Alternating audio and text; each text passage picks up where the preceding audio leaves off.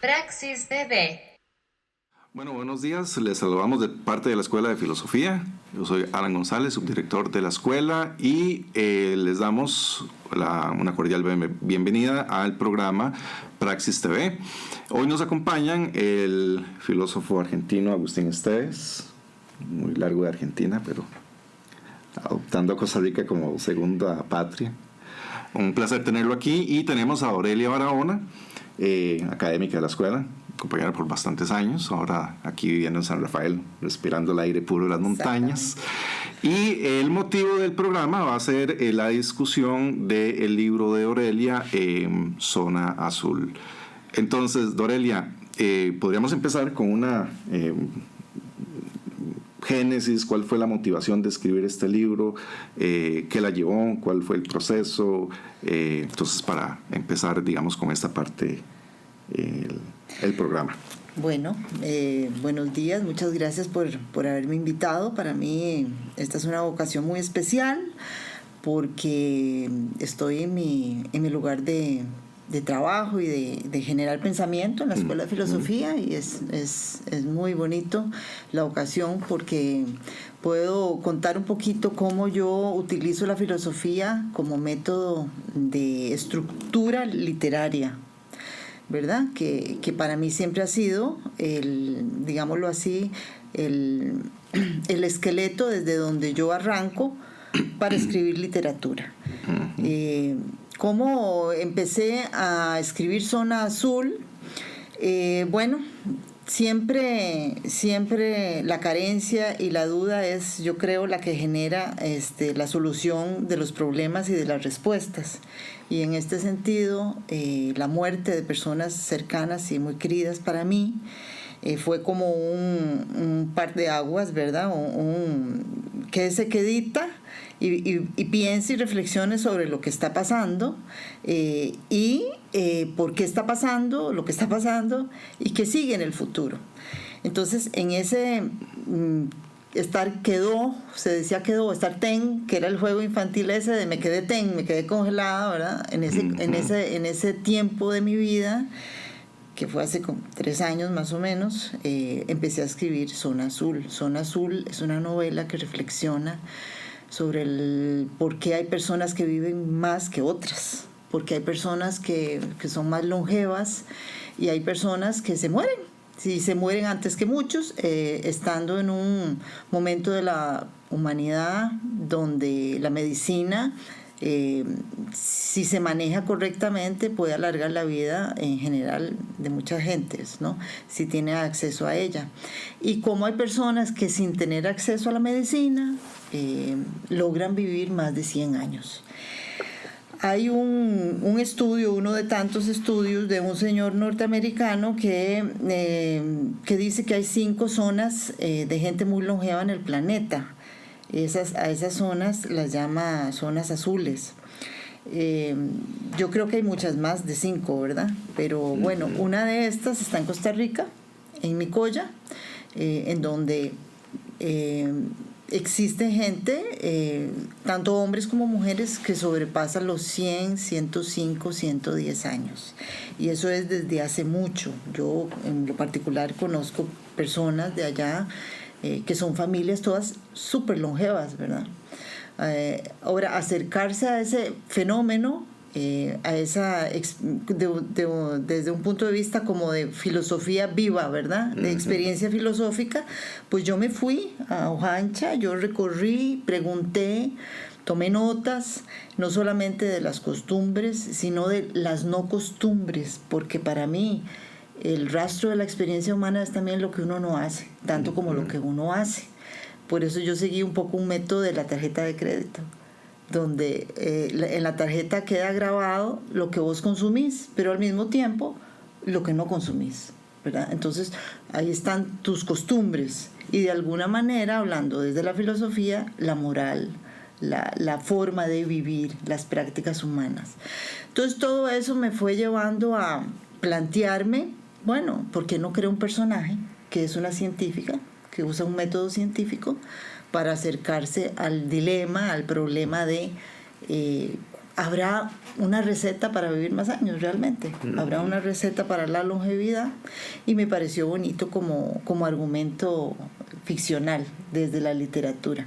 Y bueno, entonces esta científica que se llama Nanda Yure, que es oriunda de Ojancha, que es precisamente donde hay más gente longeva, ella vuelve después de muchos años de trabajar en la NASA, acercándose ya a la edad donde uno se empieza a preguntar, bueno, ¿y de aquí cuánto más voy a estirar la cuerda, verdad? Y pagada por una farmacéutica a tratar de resolver ese problema de la longevidad. Ella vuelve y al volver le suceden un montón de cambios en su psiquis, en su forma de ver la vida, que la hacen a pegar un frenazo, porque no vamos a hacer aquí spoiler con la novela, ¿verdad? Pero sí, ella tiene un frenazo, y ese frenazo, más bien, como sucede muchas veces con las invenciones y los descubrimientos humanos, vía método de la heurística, ella va, esto es, ¿verdad? O sea, entiende, le cae, digamos, aparece la solución o una posible solución. Entonces, bueno, el Zona Azul no solamente describe esta zona de Guanacaste, que es en la provincia de Guanacaste, en Costa Rica, particularmente Nicoya y Ojancha, sino que también describe la importancia, y dado que yo soy profesora de estética e introducción a la neuroestética, la importancia de la percepción y las emociones. No solamente en tanto que uno percibe la materia, sino que la materia también te nutre o te quita, te vuelve pobre o te vuelve rico en emociones y en sentimientos. Y eso es algo que desgraciadamente nosotros vivimos en sociedades donde nada más parece ser que es el ser humano el que transforma la naturaleza o el que transforma la materia, cuando también la materia nos transforma. Somos conciencia expandida, y somos materia que intercambia información constantemente en el adentro del cuerpo y en el exterior del cuerpo, expandidamente a los cuerpos y los objetos que están más allá de nuestro propio cuerpo. Y todo eso lo planteo yo, que es lo que nos da identidad. O nos quita identidad, volviendo a la tarjeta de crédito, a ese método, ¿verdad?, de rastreo. Ahora, el problema de la identidad es muy importante, porque según yo también fui escribiendo, fui dándome cuenta que las personas más longevas, aparte de que viene en la novela, toda la información que se tiene sobre diferentes métodos, desde las vitaminas, la comida, la forma de vivir, también creo que es muy importante el que todas estas personas longevas no se pelearon con su identidad, están a gusto con su identidad, con lo que han sido, sea mucho o poco o lo que queramos, pero no hay problema.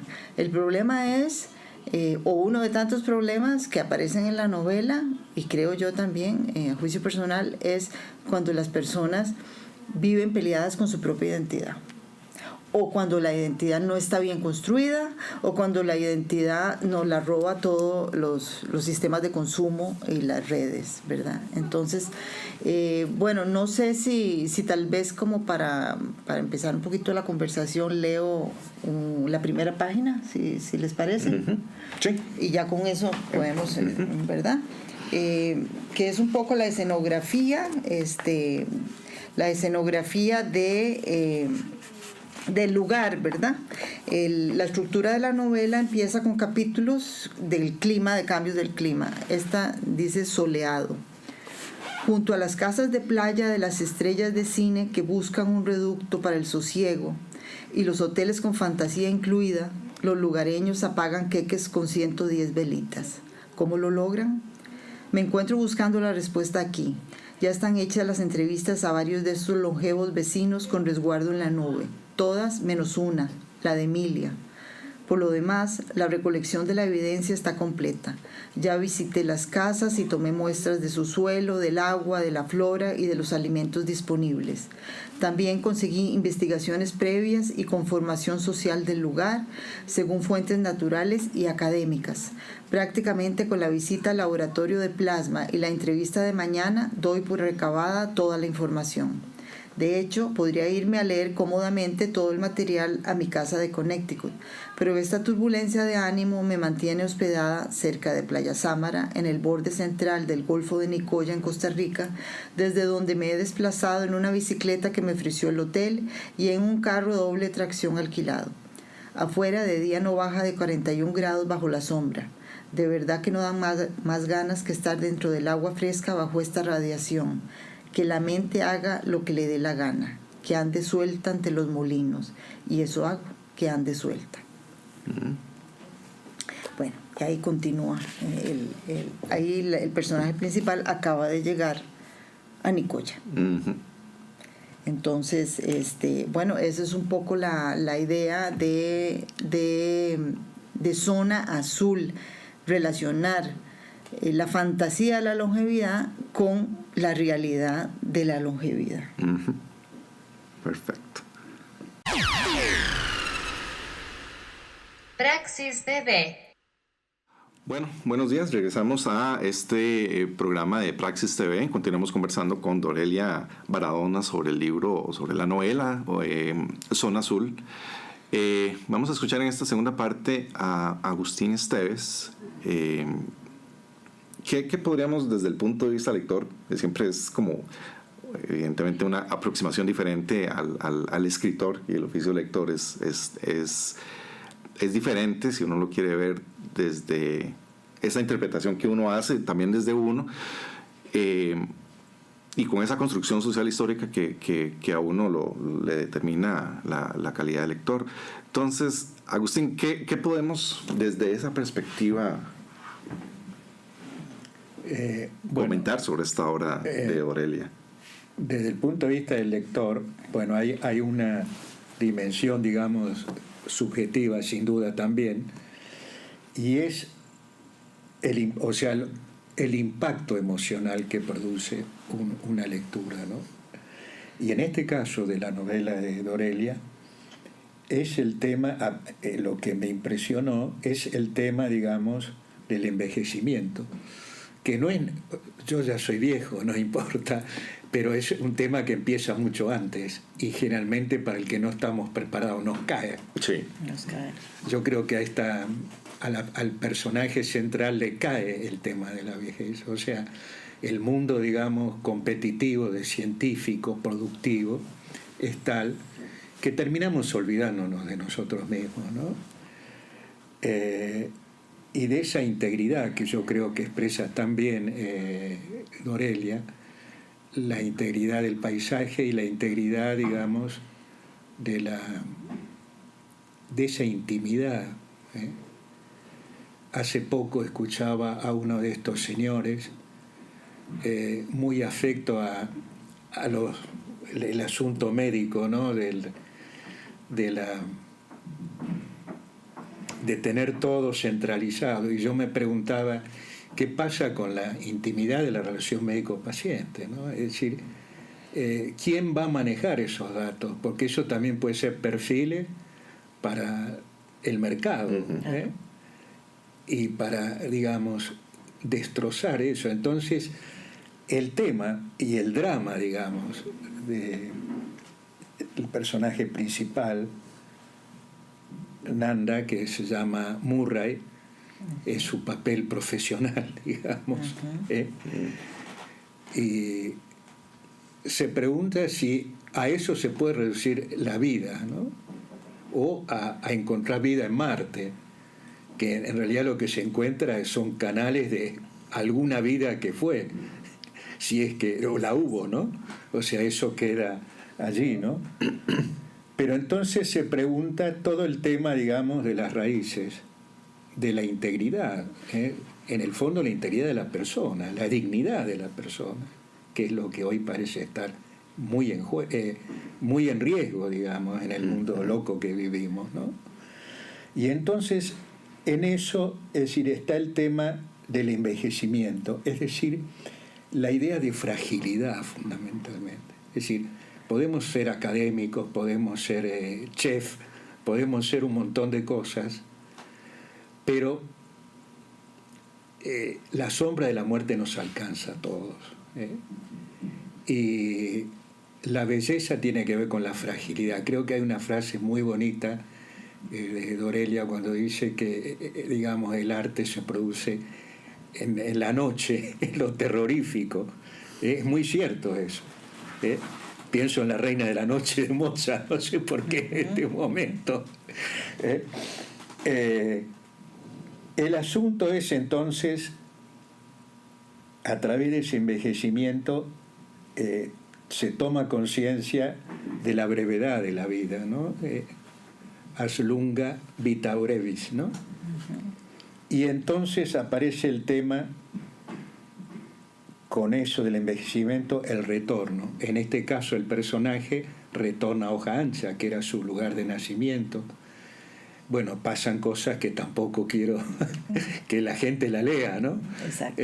Los golpes de la vida, fundamentalmente cuando uno empieza a perder amigos, familiares y demás, en donde parece que en el fondo, bueno, la exigencia es una decisión que el personaje toma, pero a través de otra frase, ser autor de la propia vida, creo que está por ahí dicha también, autor de la propia vida, arquitecto, ¿no? Es decir, eso se ve en el personaje, digamos, longevo de Emilia, que para mí es notable, ese personaje, y el tema del cambio de nombre, pasa a ser Nandayuré Castillo, es decir, lo que no debió dejar de ser, ¿no? Pero bueno, ahí hay un drama, ¿no? También que le obligó en cierto sentido a cambiar de nombre. Claro, los que somos argentinos, esto del cambio de nombre es algo trágico, ¿no? Gente que vivió 30, 40 años con otro nombre, no sabiendo que el origen era de padres que habían sido muertos o desaparecidos. Toda una historia que es real, el tema, ¿no? Bueno, creo que por allí está lo que me impresionó de esa notable novela en muchos aspectos, toda esa reflexión, digamos, de buscar el origen. Yo le decía a Dorelia en un rato antes que nosotros a veces nos dicen que somos hijos de los buques. O sea, en una generación ya nuestros padres eran, a veces, por eso el argentino a veces es ansía Europa, lo cual es ridículo, ansía lo que no se es. Bueno, no ansiamos la Europa de hoy, ¿no? Sino la Europa del siglo XIX, tal vez, claro, idealizada además, porque esa Europa no es. A veces se dan paradojas que son estéticas, como el caso de Jorge Luis Borges, ¿no? O sea, el hombre que ama las orillas y el hombre que se formó y muere en Ginebra. O sea, eso también es el destino de Latinoamérica, es decir, ser expulsado de su propio país y tener que morir fuera, ¿no? Es decir, con gusto o disgusto, ¿no? Eso no se diferencia. Todo eso creo que está presente, ¿no? Pero la idea es la muerte volviendo frágil el conjunto. Eso es lo que me parece que es el cuide del asunto, ¿no? O sea, la belleza es frágil, la belleza es mortal también. Eso es. Temporal. Temporal, exactamente. Totalmente. Sí. Eso es desde el punto de vista un poco del lector. Ok. Perfecto. Muchas gracias, don Agustín. Praxis TV. Bueno, buenos días. Regresamos a Praxis TV y continuamos conversando sobre la novela Zona Azul de Dorelia Barahona, académica de la Escuela de Filosofía, y nos acompaña el filósofo argentino Agustín Esteves. En este tercer segmento quisiéramos hacer como un conversatorio, serie de un diálogo sobre esta novela y sus referencias literarias y filosóficas. Claro. Entonces, Dorelia, y vamos a retomar lo último que nos había dicho Agustín sobre lo que mencionó en el segmento anterior. Sí, yo creo que uno de los grandes tópicos del arte en general es la muerte, ¿verdad? O sea, obviamente, de alguna forma el arte trata de compensarnos en esta vida. Recordemos a Nietzsche, de la precariedad que implica vivir, que es pura temporalidad. Yo creo que lo que dijiste antes, Agustín, que todos los días, digámoslo así, le damos de bofetadas a la muerte. Solo que llega un momento en la vida en que empezamos a darnos cuenta de eso. Y antes no nos dábamos cuenta. Porque la juventud tiene esa maravilla que nos envuelve como en un gran papel de celofán la existencia, hasta que empieza a fallar el papelito y ahí tiene huequitos y se arrugó, ¿verdad? Y empezamos a envejecer. Ahora, yo me di cuenta con la novela, y no sé qué les parece a ustedes, que también envejecer es entender que el plan no es perfecto, o sea, que podemos tener un cuerpo lleno de esas imperfecciones, de esas roturas del papelito de celofán, y seguir viviendo, ¿verdad? En lugar de asustarnos con la primera rotura y decir, ¡ah! Ya hasta aquí llegamos, que a mucha gente le pasa, ¿verdad? Y se deprime y se muere también. Creo que la sabiduría de saber envejecer, de llegar a ser viejo, también es vivir con las imperfecciones. Sí, así es. Y poder vivir con eso es llegar a tener más años. O sea, el aprendizaje a ser temporal, porque es más evidente con los años, creo yo que es una de las grandes lecciones de la tercera etapa de la vida, ¿verdad? La evidencia de la temporalidad, la evidencia de que no existe mayor destino que digámoslo así, que la experiencia constante del día a día, ¿verdad? Aunque la filosofía nos haya hecho esas grandes trampas de creer en grandes tópicos y de idealizar todo como una carrera alocada contra la muerte, contra la temporalidad de ser vivos, seres vivos que somos, ¿verdad? Yo me gustaría añadir, por ejemplo, lo que mencionaba Epícteto. Epícteto, o los estoicos en general, bueno, los romanos de Epícteto, Séneca, Marco Aurelio, que tenían esta idea muy presente de la muerte, y ellos hablaban mucho sobre prepararse para la muerte. Y creo que esa idea de ser una persona longeva, de vivir tantos años, es algo a lo que igual uno esperaría en situaciones normales, envejecer de una manera tranquila, en vivir los últimos años tranquilo también, pero esta sociedad no lo permite. Vivimos muy alocados desde consiguiendo esto, teniendo esto, frustrándonos porque no tenemos esto. Y en ese sentido me trae a lo que usted decía anteriormente, de esa idea de vivir tranquilamente, que es algo de lo que de alguna manera, insisto, porque los estoicos me parecen muy, muy interesantes, pero es eso, si simplemente uno no tiene control sobre las cosas, controlar lo que uno puede controlar, y ese es un camino para una tranquilidad, y simplemente prepararse además porque uno es frágil, el cuerpo se va deteriorando conforme envejecemos, y finalmente vamos a morir todos. No va a quedar nadie que tenga en ese momento, nadie va a vivir 1000 años. Exacto. Y ni siquiera viviendo 150 años. Hasta Getty, el millonario que se murió hace poco, no llegó a los 100. Claro. Y él se pasó, invirtió las terapias, ¿verdad? De cualquier tipo, ¿verdad? O sea, sabemos que tenemos el tiempo contado. Eso es cierto, ¿verdad? La muerte irrumpe en realidad. Sí, claro. Irrumpe. Y eso tiene una connotación moral. Sí. En esa relación que usted mencionaba al inicio, entre el paciente, entre el usuario del sistema de salud y el médico. Claro. ¿Cómo se ve ahí esa idea de defender ciertos aspectos de la vida a costa de qué? A costa de de un sufrimiento innecesario al paciente, de un encarnizamiento terapéutico, digamos, que uno lo quisiera ver. No, y el control. Lo peor de esta sociedad es que descontrolada control. Las dos cosas paradójicas, ¿no? Es decir, el tema, qué sé yo, de la eutanasia o del aborto legal, digamos, que es controlado por comisiones. Pero ¿qué es eso? ¿Qué estamos viviendo?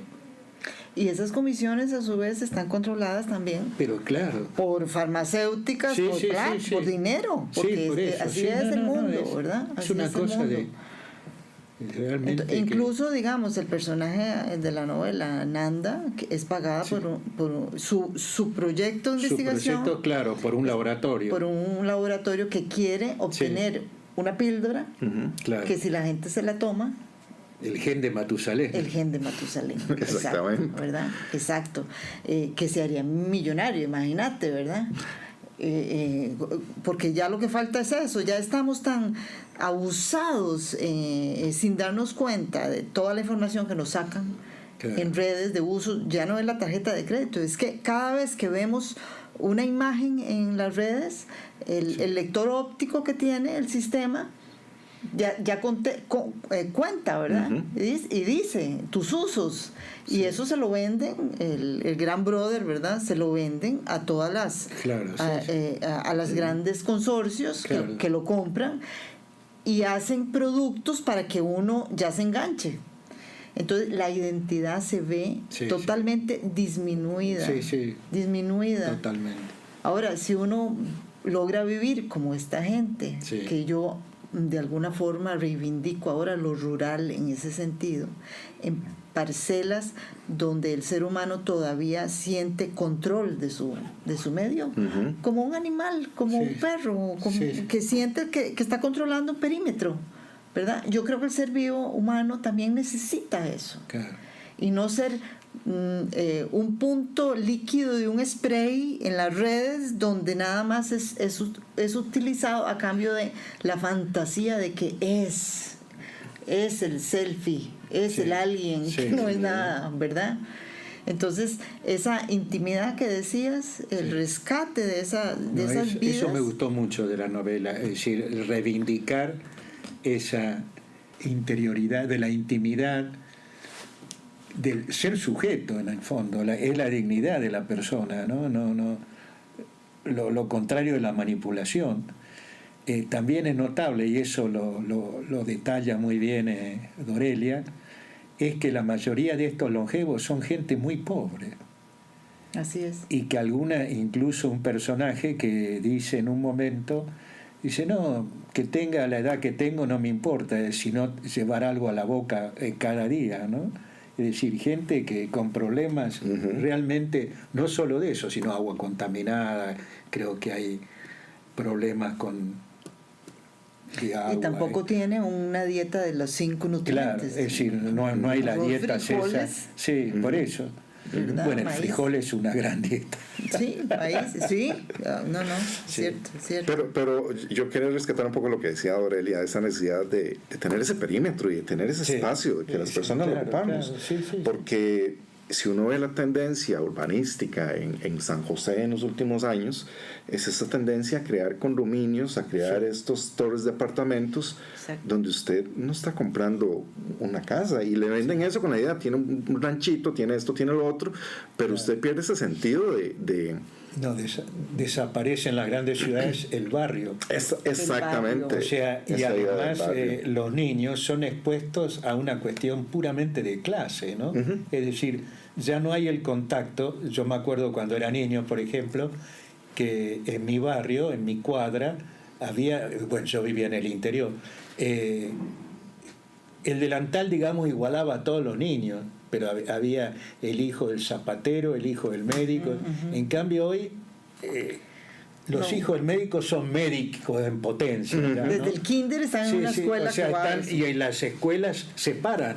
La mayoría de la educación privada hay poca educación privada, digamos, que sea abrir al conocimiento, todo, sino más bien poner un sello, ¿no? de la persona, de clase, Sí, que al final es un colectivo también. Y si llegamos a las universidades públicas, pues también tenemos ahí el hecho de que si querés llegar a trabajar en la NASA o en algún instituto de estos, tienes que enfocarte desde el colegio. Sí, claro, ¿verdad? Ya vas educándote para eso. Para hacer esa actividad. Y claro, lo que mencionaba usted también, aquí yo recuerdo, allá por 1977, 80, que yo estaba chiquitillo, y uno tenía esa relación con todos los amigos del barrio. Claro, sí, y como usted lo dice, el delantal era el que igualdad, todos éramos iguales. Sí.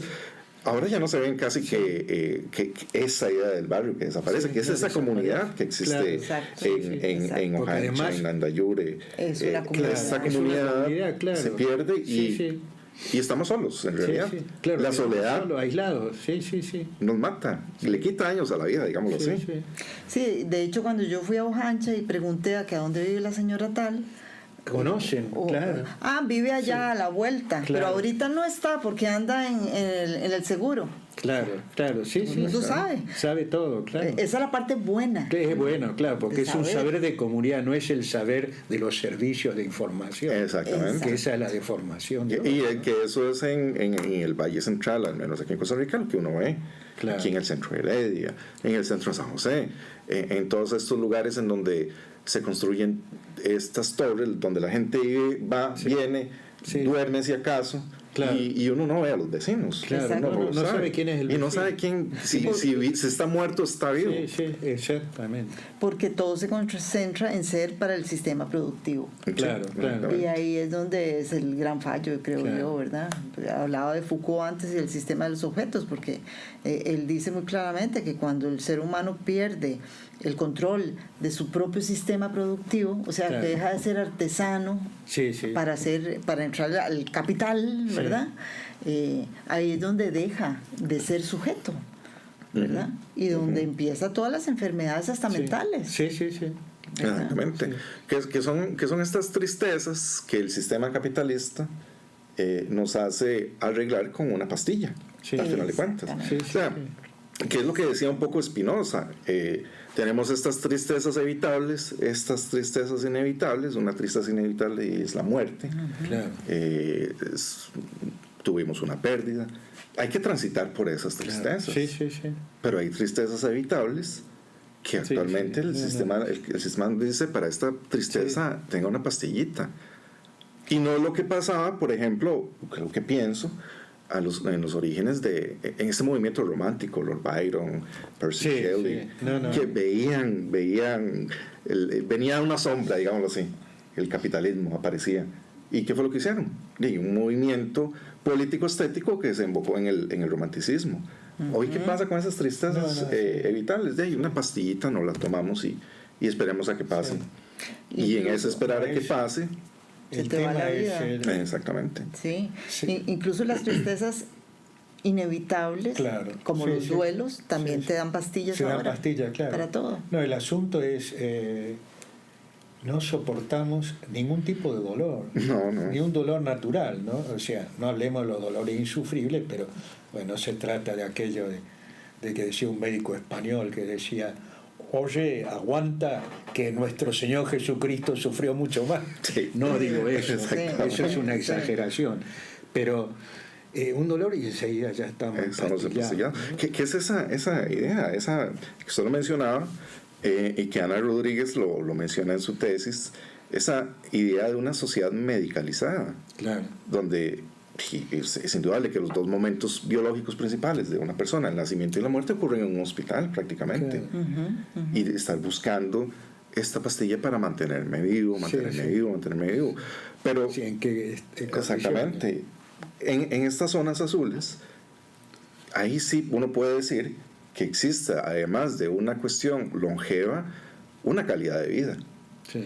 La gente disfruta también su ancianidad. Pero esa calidad de vida no es dada por el sistema de salud pública que diga, usted cumple con todos los requisitos de calidad de vida. Es una calidad de vida en el sentido antropológico. Exactamente. ¿Verdad?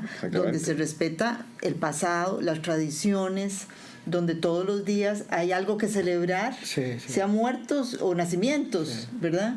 Pero en ese sentido yo creo que como estás diciendo bien vos, el ser humano al perder y al volverse fragmento del sistema productivo y dejar de ser un sujeto, deja de ser un sujeto no solo en el presente, en el pasado y hacia el futuro. Hacia el futuro, pierde esa idea. Y pierde la historia de sí mismo. Sí, exactamente. exacto. ¿Verdad? Y vive con miedo, además. Vive con miedo de su pasado y vive con miedo de su futuro y nunca disfrutamos el presente. Así es. Bueno, muchísimas gracias a Aurelia por este espacio y a Agustín, muchísimas gracias por acompañarnos acá. Bueno, esto fue el programa Praxis TV en la Escuela de Filosofía de la Universidad Nacional. Así que nuevamente, muchísimas gracias. Y vamos a seguir conversando ahora. Excelente. No, perfecto. Muchísimas gracias a todos. Praxis TV.